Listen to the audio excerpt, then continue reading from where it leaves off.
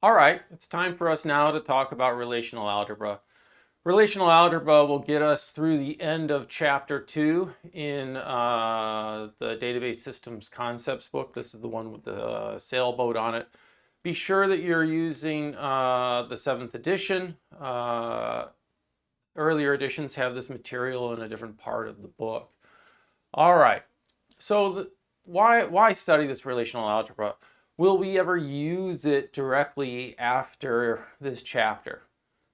No, we will not directly use it, but it forms the basis for SQL or SQL, the structured query language that is the predominant way that we're going to be querying relational databases.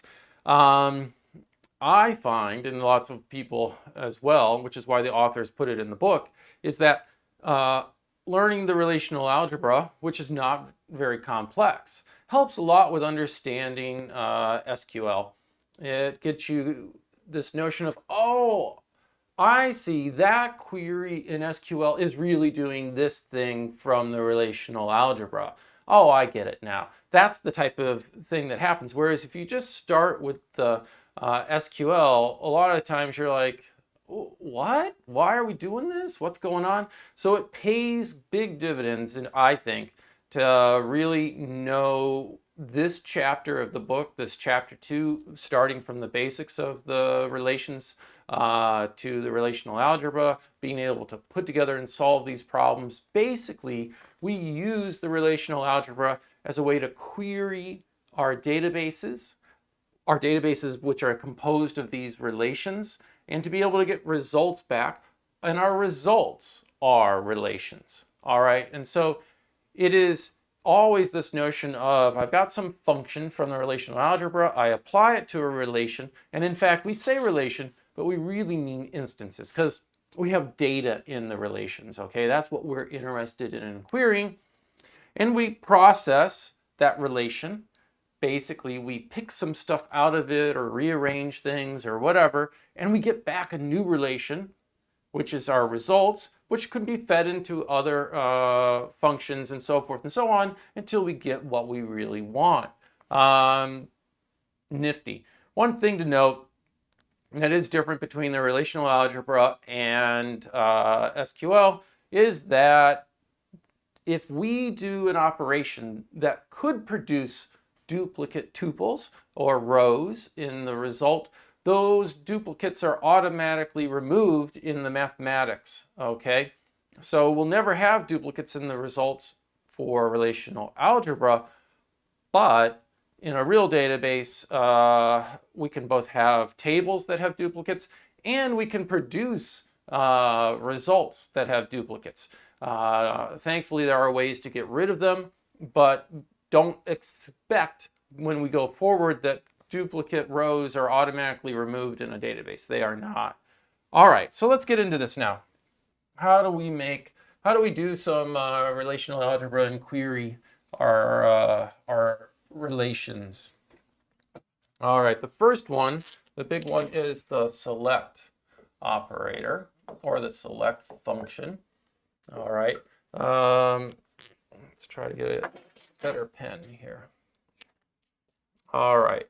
The idea behind select is that we are going to return tuples.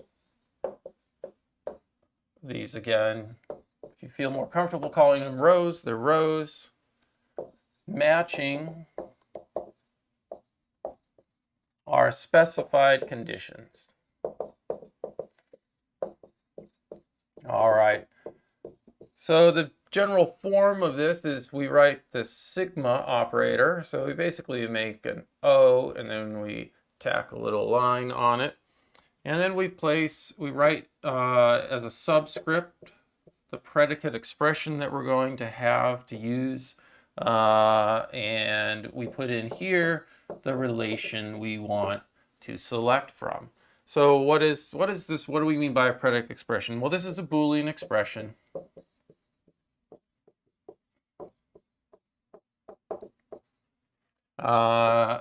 Which uses the attributes of the relation.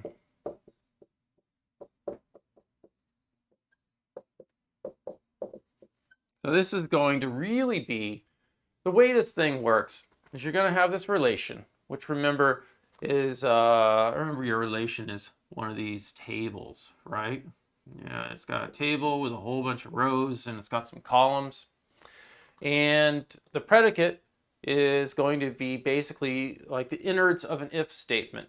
And you can envision that basically what you're going to end up doing is running, it's like running a little bit of code for each row in there, and you go, if the row matches and satisfies my predicate, if this predicate results in true, put it in the results that relation that I want. Otherwise, ignore it. So select is like filtering out the rows and only keeping the rows that meet the conditions that you have stated on them.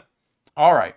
So with that in mind, what are some of the ways that we can build up this Boolean expression? So let's look at these operators. These are operators that you are very familiar with for comparisons. Now, just like every programming language, we have a certain way of writing them. Since this is mathematics, the relational algebra, what we aim to do is we use mathematical symbols rather than the ones from our favorite programming languages. And so equals is the equality operator is the equal sign. All right, that's not the assignment operator, which we have in programming. That is, we're back to mathematics, and so equals is the notion of equality. We have not equals. We have less than. We have less than or equal. We have greater than, and we have greater than or equal. Super simple. What else do we have? Well, we want to combine things in Boolean expressions. So for our and is not the word, but is the, I guess that's kind of like a caret. But anyway, it's the, whatever, that's the and symbol. That's all I know what to call it. I don't know what its description is on the keyboard. And then the or and good old not. All right, so you may have seen these before when dealing with things in Boolean mathematics. So that's our and symbol, our or symbol, and our not. These symbols are the and the or are very similar to the intersection operator and the union operator. The difference being, and we'll talk about those operators later. Those are not Boolean operators. These are operators for comparisons that produce Boolean trues or false. Again, those are with U shapes, which are either shaped with an upside down U or an upside down or right side up U for or. But basically, it's and is now we do these with these V shapes. All right. So let's look at an example.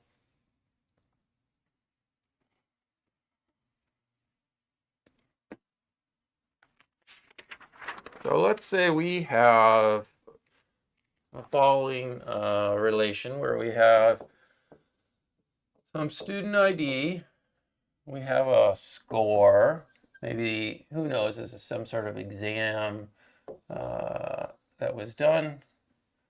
And we're keeping these scores in our database, and we're going to call this relation scores, and let's give it some rows, and student ID 5, woohoo, 92, 22, not so happy with the 61, and student ID's got a good number, but that doesn't help. Student got a 42.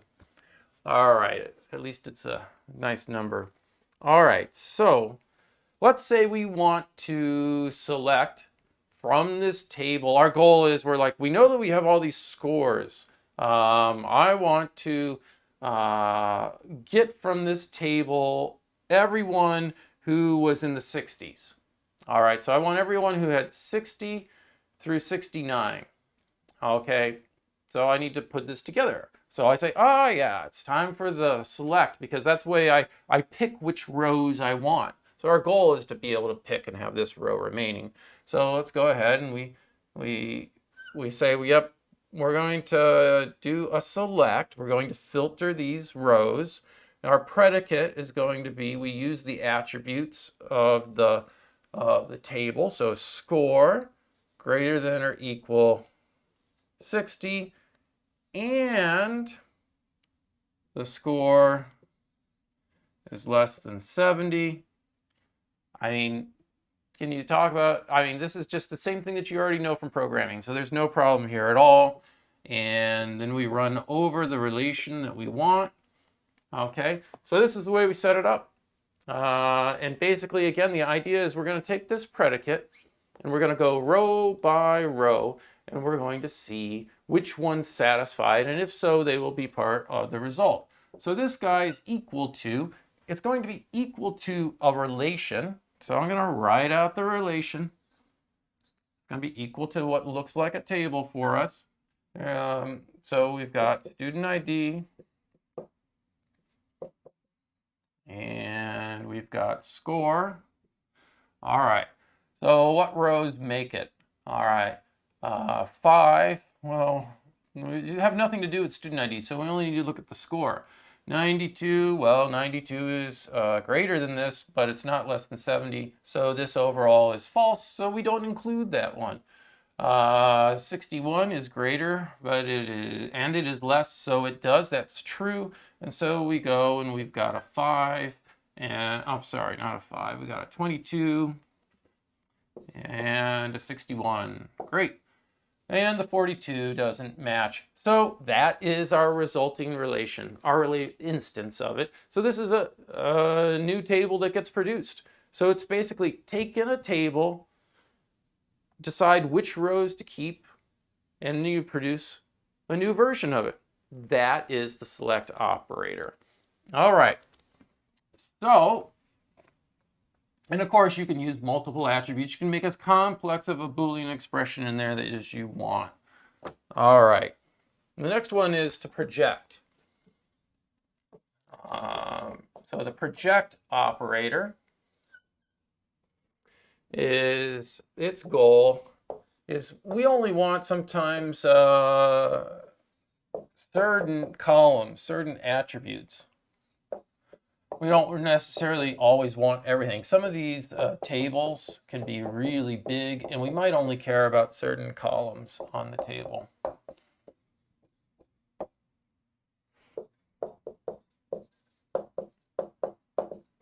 So,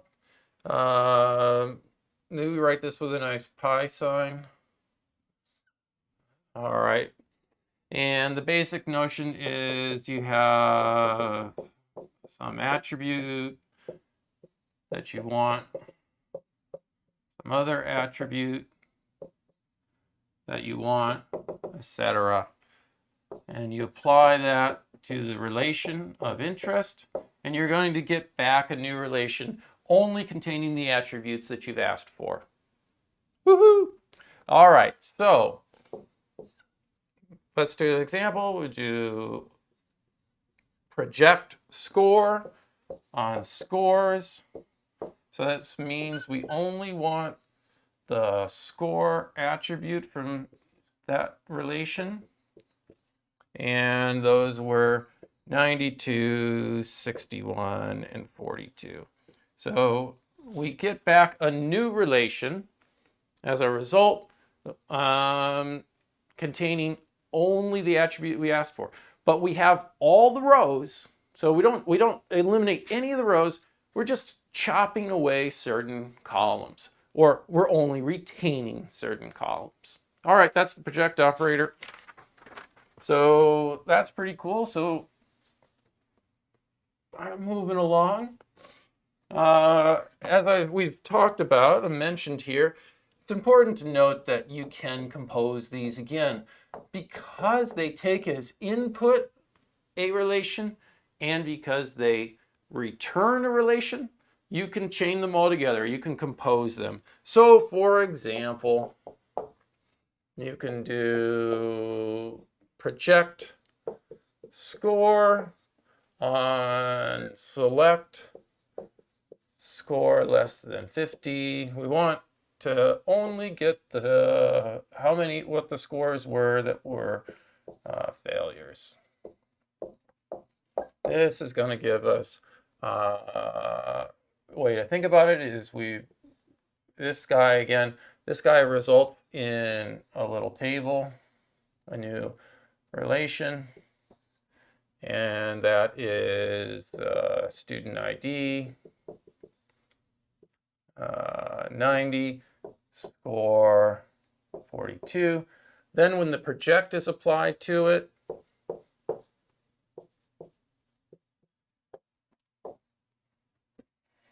I'll get rid of that equal sign. Then when the project is applied to it, then we end up with our final result. So this, I guess we do equals there. And our project final is just a score 42, because all we wanted was the score column. All right, so that's pretty simple too. I like relational algebra. Now, that is how we pick out rows and pick out columns. All right. Now, one of the things you've seen in the chapter is that we'll have these tables, and we will have in one table, let's say we have a bunch of students and then their IDs and their names. And the other table, like the scores, we've got the student IDs and their scores. But we don't store their names there because, again, we want to avoid redundancy. So we only keep their names in one place. But we've got these in two separate tables. But let's say we want to know the names of all the students who have, and their grades. We want it all together. We want to join that data into one big table, just for the purposes of reporting or computation. So we need some way of doing that. And we'll talk a lot about doing joins in SQL. At the heart of all of those joins is doing a Cartesian product or a cross product between two relations or more relations, okay? But it's always, we've got a relation with another relation, and we're going to do the cross product of them so that we can put them together. And it's kind of the cross product is going to be an intermediary step to getting the final result. We don't usually want the cross product just by itself. Usually we do this cross product and then we apply a select to it to get the rows that we really want, and that's our final result. So let's take a look at this anyway. Cartesian. Oh, my pens are dying on me today, which I do not like. All right. So Cartesian.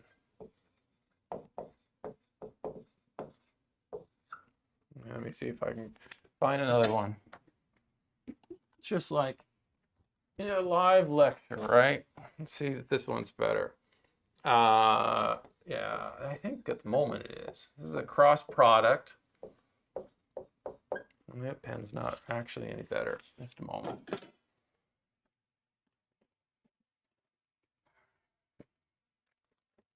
This one should be better. And again, the goal here is it allows us to join together relations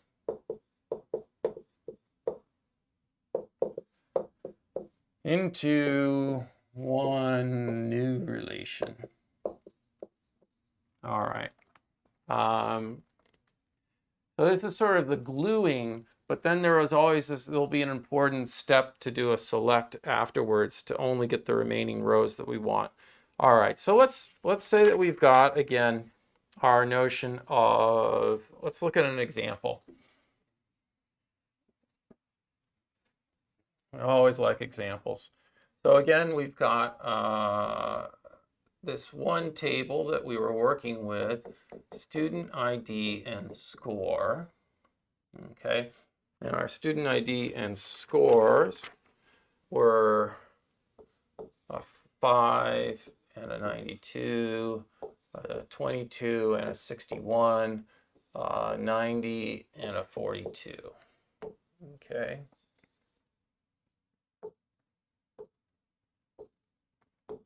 All right, so that's our scores relation.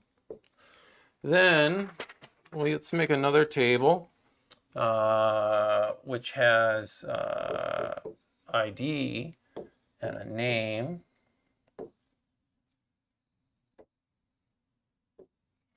And we're going to have 5 be Bob.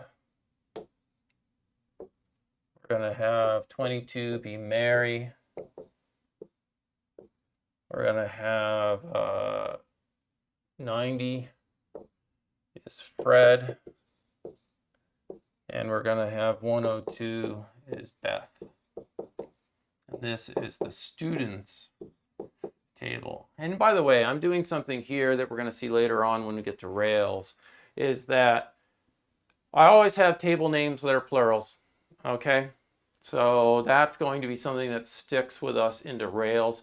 There is some debate. Should this be the student table or the students table? Rails firmly takes the stance that our tables are plurals. Okay, so, and as well, what we will usually see is that we will have an ID column in the students, so that ends up telling us what the ID of a student is.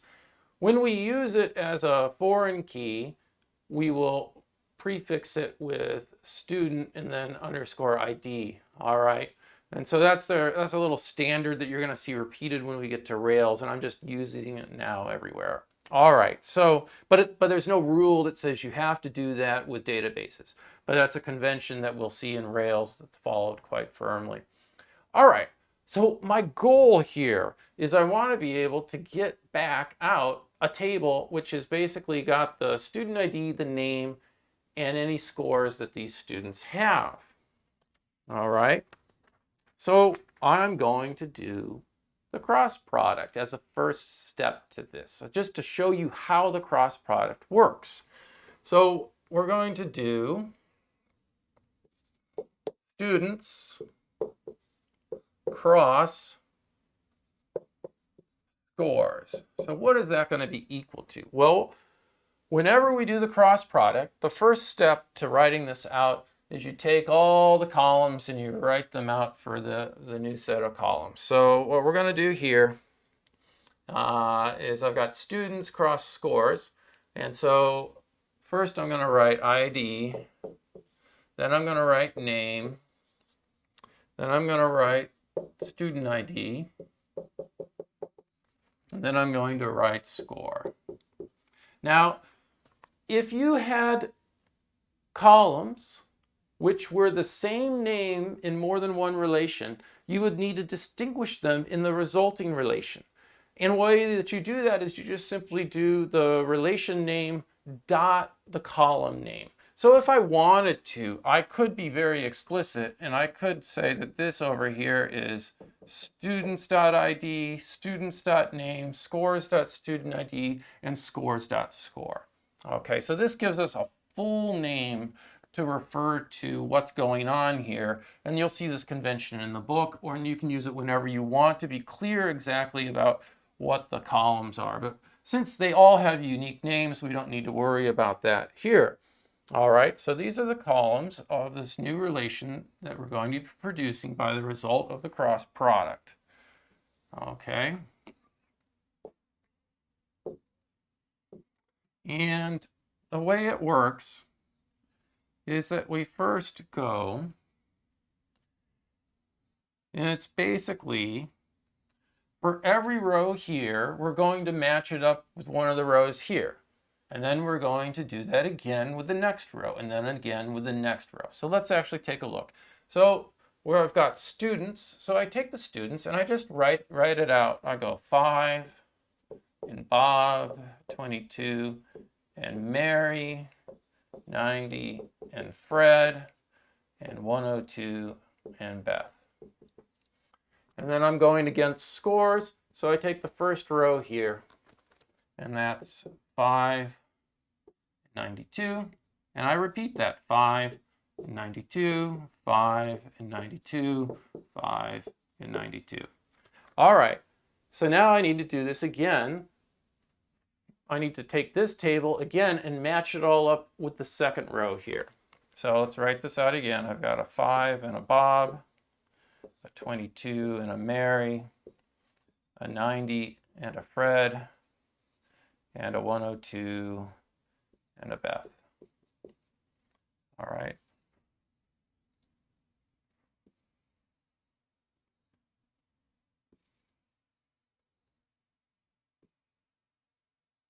Great. So now we go to the second row, which is 22 and 61. 22, 61, 22, 61, 22, 61, 22, 61. So again, this is, you can think of it as like you have a loop inside of a loop. All right, basically for each of these, match it with all of these. So I'm like taking a row here and then matching it with all of those. And then I'm taking the next row and matching it with all of those.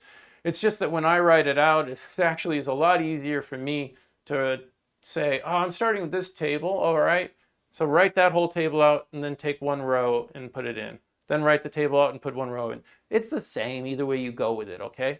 We're gonna match, do all this, and so we could do this one more time because we had 3 rows here. So now we've got, again, 5 and Bob, and then we're gonna have 22 and Mary, and we're gonna have 90 and Fred, and we're gonna have 102 and Beth.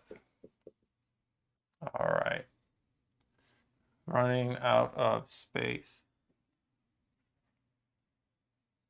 We're going to have 12 rows in our result because we had 4 times 3.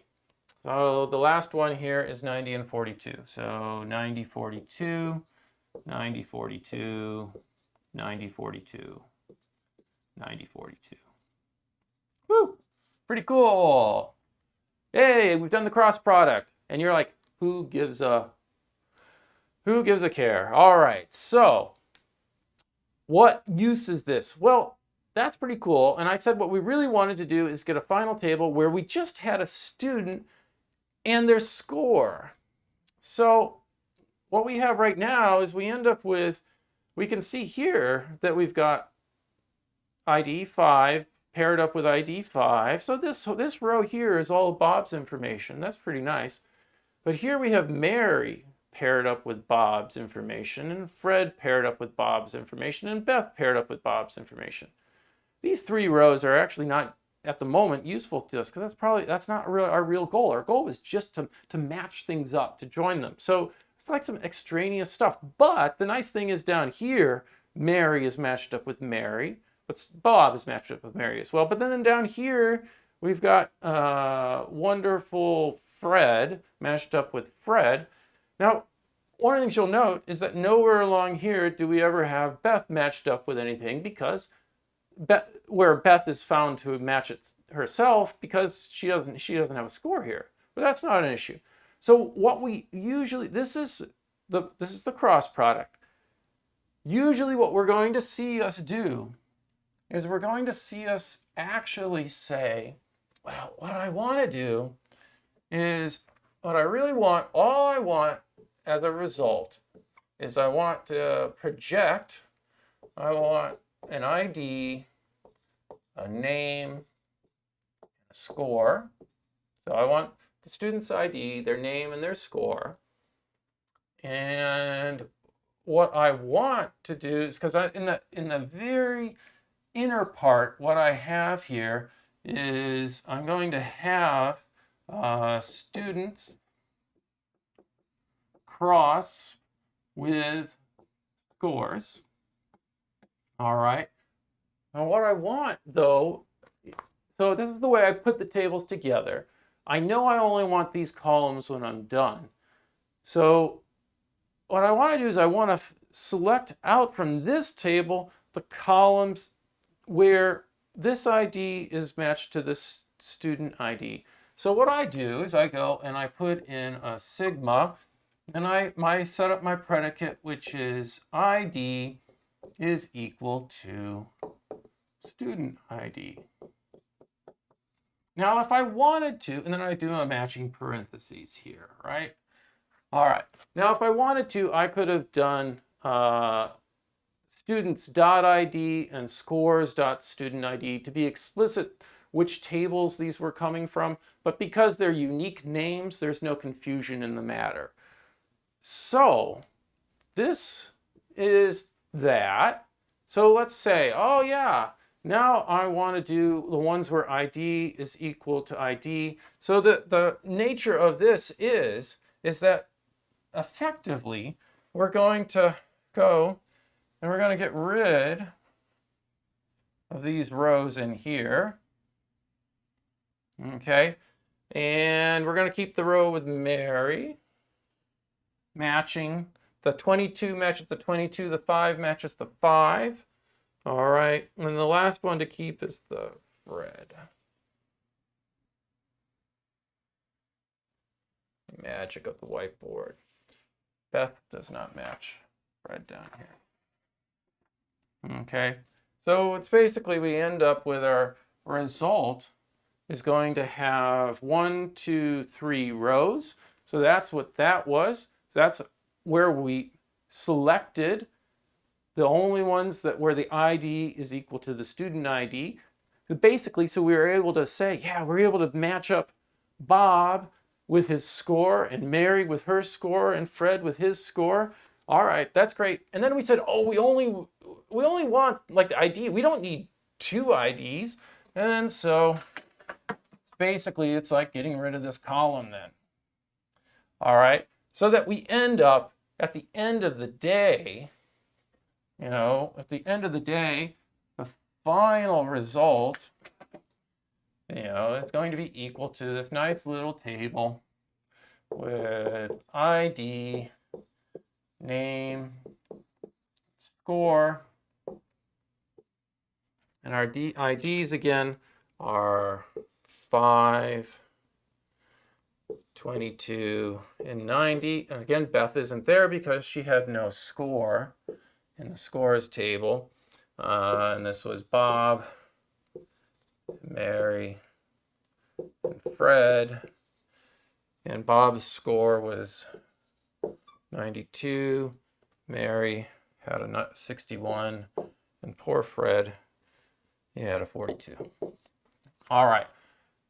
So this is the nature of the way that we do things with relational algebra. We're going to see a lot of, I need to stick these relations together. So you're going to stick them together and you're going to produce these big intermediate results where all these rows pair with one row of a table paired up with all the other rows of the other table, and then repeat. And so it's always the product of the two. But then we're going to usually apply a select operator to pick out the rows that are matched by a matching key in each of those tables. And then we might very well want to get rid of duplicate columns or columns that are not useful to us. And so we use a project operator. All right. That is great. So there are some other relational algebra tidbits. You can do a union. You can do an intersection. And the important thing to know is that these only work on relations with the same number and type of attributes, which makes sense. Basically, you could very well have an operation that produces a relation with certain columns, and you could have another one that produces the same columns, and you want to union those two sets in the result or intersect them. That's the basic notion. I actually don't see, when we write stuff with databases, we can do unions and intersections too, but I actually don't see us do them very often. So these, from a relational algebra standpoint, Sure, they're there, and sure they are in SQL as well, but we don't really find ourselves using them too much. There is also an assignment operator. So you can have some expression, some relational algebra expression, and you can assign it, this is like an R, the little backwards arrow, to some variable x. That's just assignment. It stores the relation in something named x. Yay! Then the final thing is a real subtle thing, actually, which is this thing called renaming. And so it's like this row or a P with some expression. And basically, so this is the name of, it basically gives a name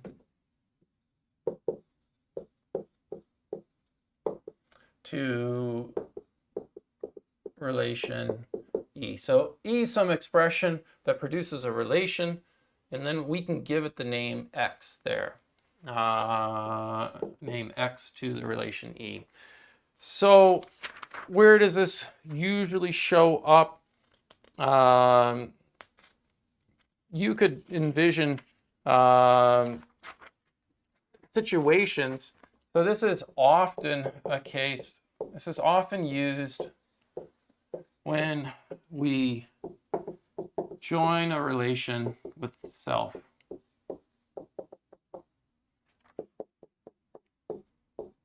All right, so in other words, we have a relation and we want to take the cross product, the Cartesian product of it with itself. And that's going to be confusing because in our expressions, we're going to have a relation and we want to refer to two separate parts of it in the cross product, but it has the same name. So we use the rename operator so that we can end up with two separate names for the same thing. And you're like, this is so confusing. It is a little bit, but let's give it a quick look. So imagine you've got some relation where we've got a student ID, we've got a course ID, they had some grade in the course, and they took the course in a certain year. And let's say you only get to take courses by year at this strange university. There's no notion of terms. All right. And so we could have 5, took 121, got a 90 in the year 2001. We could have 7, took 121 and got an 80 in 2001. I don't know why I went with such old dates. 5, took 121, got a 43 in 2000. And so we have a situation here where student 5 failed in 2000, and in 2001 retook the course and got a 90, which is, that's awesome. Not awesome to fail, but awesome to do well on retaking a course. So you can have a table like this. And let's say we want, our goal is to find all students who have taken a course more than once.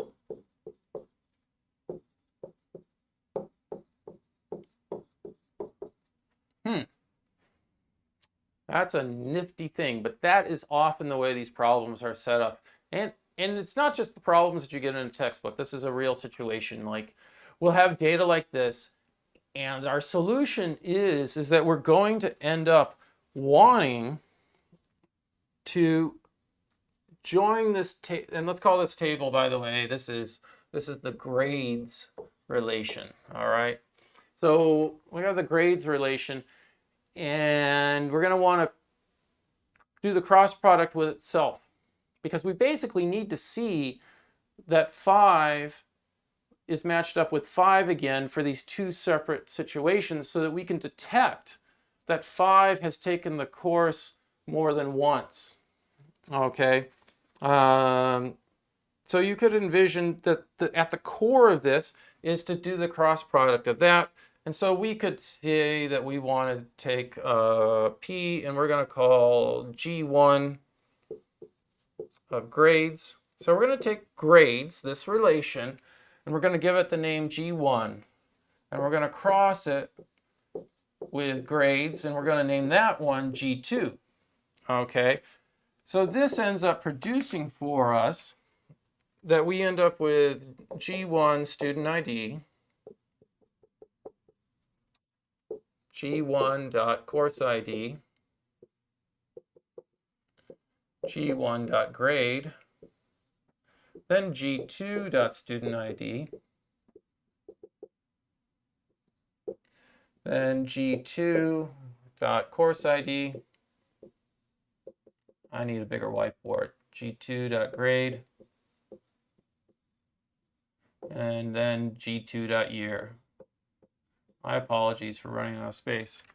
So you end up with doing this guy, you know.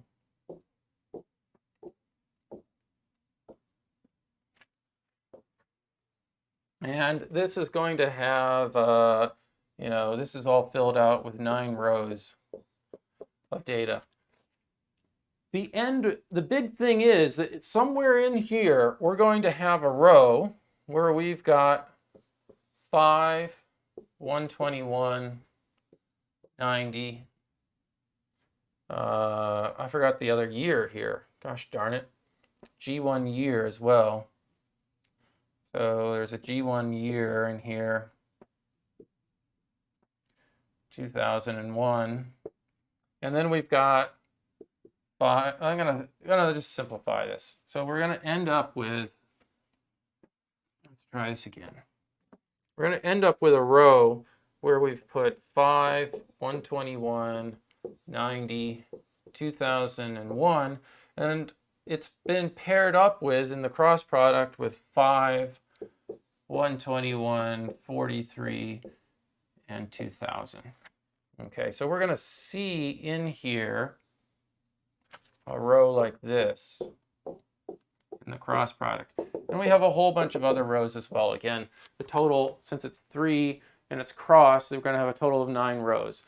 And so then from this, we could apply a select operator. And the select operator would basically be where I see G1 student ID equal to G2 student ID, and I see G1 course ID equal to G2 course ID, and I happen to see that G1 year does not equal G2 course year. Oh, so when I've got a matching student, a matching course, but a mismatching year, I have detected a situation in my cross product where I have a student who took a course more than once.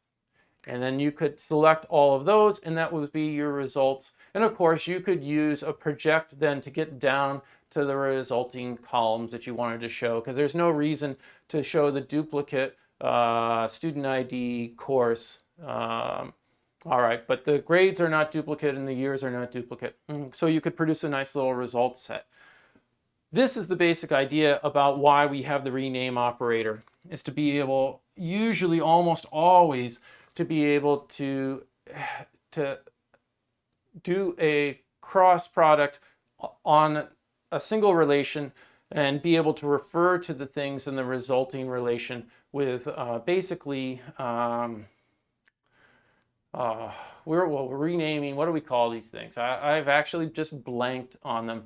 In SQL, we've got a terminology for this. And so you'll see this in SQL as well. Absolutely. This is truly a common thing. All right, that's our relational algebra. Thank you.